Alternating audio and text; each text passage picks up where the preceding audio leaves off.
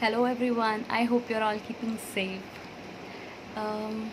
आज आपके सामने एक सवाल या विचार कह लें, वो शेयर करने आई हूँ जो पिछले 2-3 दिन से चल ही रहा था। तो मुझे लगा आप लोगों से डिस्कस करना चाहिए, क्या पता आपके पास कुछ जवाब हो या आप इस पे अपनी कोई राय देना चाहें तो। शुरुआत ऐसे हुई कि 2-4 दिन पहले ही डिस्कशन चल रहा था फ़ोन एडिक्शन अमंगस्ट यूथ, एक ग्रुप में कहीं पे, जहाँ पे बहुत सारे लोगों ने पेरेंटिंग को लेके बहुत अपनी राय रखी कि पेरेंटिंग एक इम्पॉर्टेंट रोल प्ले करता है एक यूथ के एडिक्शन में। और फिर अलग पॉइंट्स भी थे, सेल्फ कंट्रोल एंड ऑल। पर वो डिस्कशन तो वहाँ ख़त्म हो गया, लेकिन एक बात दिमाग में चलती रही काफ़ी देर तक और वो बुनती रही और बढ़ती रही। तो लगा, सोचा आपसे शेयर करना चाहिए। साइकोलॉजी मानती है और हम वैसे भी मानते हैं कि एक इंसान के बचपन का बहुत बड़ा रोल होता है उसके डेवलपमेंट या उसके ग्रोथ में। तो जो भी मेजर पर्सनालिटी डेवलप होनी होती है वो बचपन में हो जाती है। उसके बाद फिर बाकी बहुत सारी चीज़ें, मैनिफेस्टेशन होता है उस चीज़ का। And there can be learnings and experiences which a person can have, और फिर वो चेंज हो सकती है, but not most of it, right. So एक थॉट सा था कि कई दफ़ा जब पेरेंटिंग गलत हो जाती है, कई दफ़ा क्या, बहुत दफ़ा, और आज के टाइम में तो ऐसा देखा जाता है कि बहुत बार पेरेंट्स अपने बच्चों को टाइम नहीं दे पाते, कितना नेग्लेक्ट करते हैं। एक इंसान की लाइफ में कितना सेक्सुअल अब्यूज़ होता है, अगर किसी की ज़िंदगी में होता है, physical, emotional, sexual violences that a person goes through, emotional harm कितना हो रहा होता है, कितना बुली होता है किसी की ज़िंदगी में, वो इंसान कितनी इनसिक्योरिटीज़ के साथ जी रहा होता है बचपन से, कंपैरिजन जिस तरह से उसके साथ किया जाता है, कितने सारे घाव आ जाते हैं। वहीं अगर दूसरे केस में देखा जाए जहाँ पे पेरेंट्स बच्चे को बहुत लविंग होना सिखाते हैं, कंपैशन सिखाते हैं, अपने समय में से समय निकाल के देते हैं बच्चे को, सैक्रिफाइस करना सिखाते हैं in the right manner, educate करते हैं about relationships, about emotions, life skills सिखाते हैं, उस केस में एक इंसान जब बड़ा होता है तो वो काफ़ी कुछ सीख पाता है। वहीं पहले केस में एक इंसान उलझनों में ही रहता है, और जो वो तरीका सीख लेता है बचपन में वो वैसे ही जीता है। मतलब बचपन में देखा पेरेंटल फाइट्स, पेरेंटल डिवोर्स या पेरेंटल नेगलेक्ट, तो अगर उसने गुस्से को अपना डील करने का एक साधन बना लिया तो वो मोस्ट ऑफ़ द सिचुएशंस में गुस्सा करेगा, झूठ बोलेगा, और बड़े होने पे भी कई दफ़ा वो बेवजह गुस्सा ही करेगा। बड़े होते होते कुछ लोग नॉर्मलाइज़ हो जाते हैं, कुछ लोग उसको डील कर पाते हैं। वहीं बहुत सारे ऐसे लोग हैं जो एक्सट्रीम इमोशनल रिएक्शंस देते हैं, तो किसी के लिए वो डिप्रेशन बन जाता है, किसी के लिए वो सुसाइडल थॉट्स में कन्वर्ट हो जाता है। फिर कोई नई चीज़ें ऐड होती हैं, जैसे कि चीटिंग, किसी ने चीट कर दिया, या हार्ट ब्रेक्स हो गए, या रिजेक्शन किसी भी फॉर्म का, वो इंसान ले नहीं पाता, and then they are more disturbed, and further disturbance makes them more aggressive, more controlling. और शायद कहीं ना कहीं वो इसलिए ये शायद नहीं कर पाता है क्योंकि वो बचपन से ही नहीं सीख पाया है। उसने तो बस गुस्से से ही हर सिचुएशन को हैंडल करना सीखा है।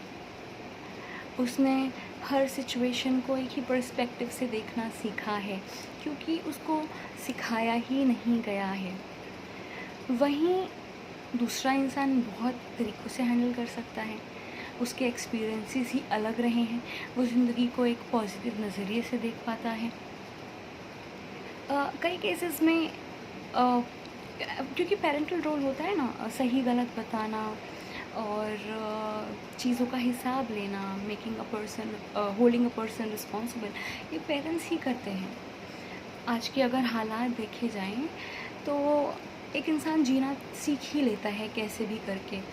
आप देखेंगे माइग्रेंट वर्कर्स अपने घरों तक जा रहे हैं, और एक दो केसेस हमने देखे जहाँ पेरेंट्स नहीं हैं तो बच्चा अकेला रह गया है, और अगर कोई और गार्जियन नहीं है तो शायद या तो कोई ऐसा उसका ध्यान रखेगा जहाँ पे वो बहुत बुली किया जाएगा, बहुत टॉर्चर किया जाएगा, या फिर एक ऐसा सिचुएशन होगा कि आपने मूवीज़ में भी देखा होगा, वो बच्चा सड़क पे रहता है और बाकी लोगों के साथ रह के एकदम bold, savage, not so concerned about norms and authorities हो जाता है। सो अलग अलग केसेस होते हैं, अलग अलग डेवलपमेंट्स होते हैं, बट जब वो इंसान बड़ा होता है और उसको किसी तरह का पर्सनालिटी डिसऑर्डर हो जाता है, या किसी भी तरह का साइकोलॉजिकल डिसऑर्डर हो जाता है, फैमिली किसी लेवल पे कोप करती है, पर एक पॉइंट के बाद गिव अप कर देती है और कहती है कि नहीं यार, ये क्या, this person is not right. फिर उस इंसान को पूरे जीवन दोष दिया जाता है कि वो जैसा है। हाँ, आप कहेंगे कि एक पॉइंट के बाद उसके अंदर भी तो समझ आनी चाहिए, बिल्कुल मैं मानती हूँ, पर एक सिचुएशन ये लीजिए ना कि उसके अंदर तो कुछ है ही नहीं समझ। उसने जो रिजिड अंडरस्टैंडिंग बना ली है, वो अपने आप को ऐसे ही प्रोटेक्ट करना सीख गया है, और उसको लगता है इस ज़ालिम दुनिया में ऐसे ही खुद को प्रोटेक्ट किया जा सकता है, और उसके पास और कोई तरीका है ही नहीं। तो क्यों हम उस इंसान को दोष देते हैं? आप अपनी ज़िंदगी देखिए, आपके बहुत सारे स्ट्रेसेस होंगे, कुछ लोग बहुत अच्छे से मैनेज कर पा रहे होंगे, पर वहीं कुछ लोगों को हर दिन हर रोज़ दिक्कतों का सामना करना पड़ता है। आई रिमेंबर 9th क्लास का एक बच्चा था, मैं उस बहुत नॉटी क्लास में इतना डिस्टर्ब कर रहा था, इधर से उधर मूव कर रहा था एंड ऑल दैट। फिर मैं उसके पास गई, उससे थोड़ा इंटरेक्शन किया। I said you very interesting, मतलब आप बहुत डिफरेंट हो सबसे। तो जब उसको ये लगा कि मुझे अटेंशन मिल रही है, तो उसने मेरे साथ ओपन अप करना चालू करा, एंड इवेंचुअली ही एक्सप्रेस्ड कि उसका कहना, मैम अगर मैं अभी बात नहीं करूँगा तो मैं कब बात करूँ, क्योंकि घर पे तो पेरेंट्स के पास बात करने का टाइम ही नहीं है, और फ़ोन भी नहीं है मेरे पास, तो मैं क्या करूँ। बात भी उसकी सही है, लेकिन टीचर्स की कंप्लेंट रहती है कि वो क्लास में बात करता है। सो यू सी कितने वुंडेड हैं हम, कितने अकेले हैं हम कैसे भी डील कर लेंगे, पर कईयों के लिए मुश्किल है। जैसे कि एक कहीं यही एग्जाम्पल सुना मैंने, आपने भी सुना होगा, दैट एक अडल्ट का कोई करीबी एक्सपायर कर जाए, वहीं एक बच्चे का कि डॉल टूट जाए, दर्द दोनों को होगा।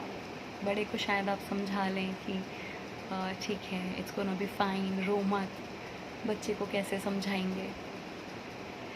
तो कई लोगों के लिए इमोशन सेम हो सकता है, लेकिन उसकी इंटेंसिटी अलग अलग रहती है। तो बस एक सवाल सा था या ख्याल सा था कि ऐसे लोगों का क्या करा जाए, जो अपनी ज़िंदगी एक तरीके से जीना सीख गए हैं, और शायद समाज में डिफ़िकल्टी, समाज छोड़िए, अपने खुद के लिए जीने का तरीका नहीं जानते ठीक से, और they may not be that safe, हमेशा लड़ते रहते हैं। उनके लिए किसको ब्लेम किया जाए, या ऐसा क्या किया जाए उस इंसान के लिए। देखिए, हर इंसान को काउंसलिंग में नहीं ले जाएंगे, क्योंकि पहले तो इतनी पॉपुलेशन है, और आधे लोगों को तो रियलाइज़ ही नहीं होगा कि उनके साथ या उनके किसी करीबी के साथ ऐसी कोई दिक्कत है। हम उसे नॉर्मल इमोशन समझ के छोड़ देंगे, लेकिन हो सकता है वो सीरियस प्रॉब्लम हो। एक पॉइंट के बाद फिर उसे अकेला छोड़ दिया जाता है, ये सोच के कि ओ ये तो कभी बदलेगा ही नहीं। क्या ऐसे लोगों को अकेला छोड़ दिया जाए? क्या हमारा समाज इतना कमज़ोर है कि हम लोगों का साथ ही ना दे? क्या हम अपने आसपास के लोगों को अपलिफ्ट नहीं कर सकते? क्या हम पेरेंटिंग को लेके लोगों को एजुकेट नहीं कर सकते?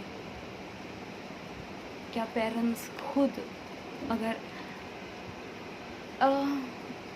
बहुत इंटरेस्टिंग है, लेकिन लोगों को बेटा तो चाहिए होता है, लेकिन बेटे को बेटे की तरह बड़ा करते हैं, बेटी को बेटी की तरह बड़ा करते हैं, इंसान की तरह नहीं करते। अब आप कहेंगे हाँ जी, हम तो अपने बेटी को भी बेटे की तरह देखते हैं और उसको वैसा ही ग्रो करते हैं, बट दैट डजंट हेल्प,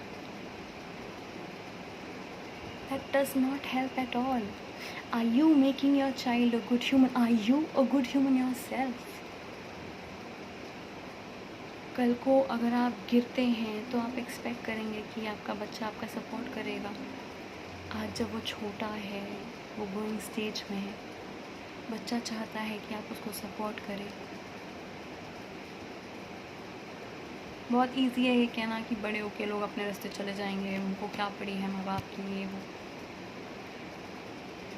पर क्या आपने ये सोचा है कि जो बॉन्ड है, जो इतना कमज़ोर हो चुका है, ये इतनी कमज़ोर कड़ी है, आपने ही बनाया है।